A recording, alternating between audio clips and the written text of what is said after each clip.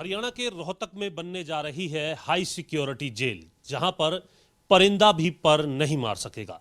साथ ही जेल का नाम बदलने को लेकर के भी सरकार विचार कर रही है और आगामी सत्र के अंदर भी इसके नाम बदलने को लेकर के बात पटल पर आ सकती है, विचार आ सकता है। हमारे साथ जेल मंत्री रणजीत सिंह हैं, उनसे जानते हैं, जो लगातार एक और जहां बिजली मंत्री होते हुए बिजली महकमे के अंदर सुधारों में लगे हुए हैं, तो वहीं जेल मंत्री होते हुए भी कुछ ऐसे कदम जो शायद अब तक नहीं हुए। एक और जहां जेल के जो अधीक्षक हैं उनके साथ बैठकों की बात करें या फिर जेलों के अंदर सुधार की बात करें, अभी तक शायद इस तरीके की कोई प्रक्रिया अतीत के अंदर नहीं हुई थी। आपने एक शुरुआत की है, इसके लिए बहुत शुभकामनाएं। और किस तरीके से अब तब्दीलियां आप जेलों के अंदर लाने वाले हैं? हमारे माननीय मुख्यमंत्री जी का बहुत दिन से ये एक उनका मन था कि हरियाणा में सबसे मॉडर्न जेल बननी चाहिए, जो पूरे देश में सबके लिए एक मॉडल हो। और उसमें जगह का सिलेक्शन करते करते लास्टली ये फैसला करा कि रोहतक में बने। उसके लिए 80 करोड़ रुपये ऑलरेडी सैंक्शन हो गया और उसके टेंडर भी अभी होने जा रहे हैं। मैं समझता हूँ बड़े जल्दी ये हो जाएगा और ये इस तरीके की जेल होगी। हमने सारे हिंदुस्तान की सब जेलें, हमारे डीजीपी और होम सेक्रेटरी ने सब ने विजिट करके देखा है। उन सब जेलों का देख के फिर हमने उनसे एक बढ़िया जेल बनाने का काम करा है।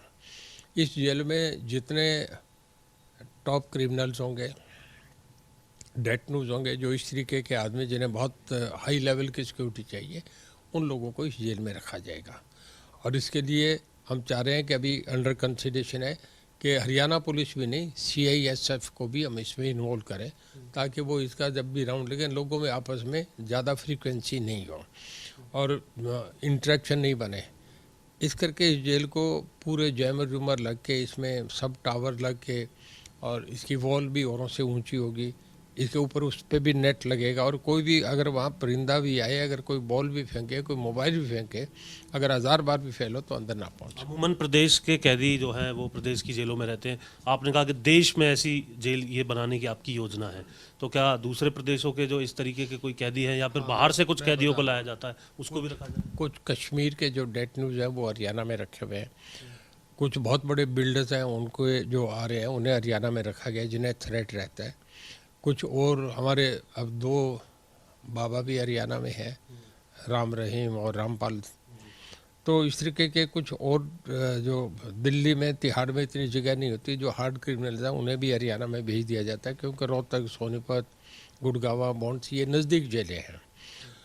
तो इस करके हमारे CM साहब का मन था कि एक ही जेल ऐसी बना दो कि जिसमें इस तरीके के कोई आदमी तो सबको उसमें रखे, ताकि हमारा सिक्योरिटी करने का भी हमारा पर्पज़ ठीक हो जाए कि एक ही को हाईली सिक्योरिटेड वो जेल हो। आप नाम बदलने को लेकर के भी विचार कर रहे थे कि जेलों का नाम बदला? कई नाम आए। उस दिन हमारी मीटिंग थी, हमारे CM साहब एग्री करके थे।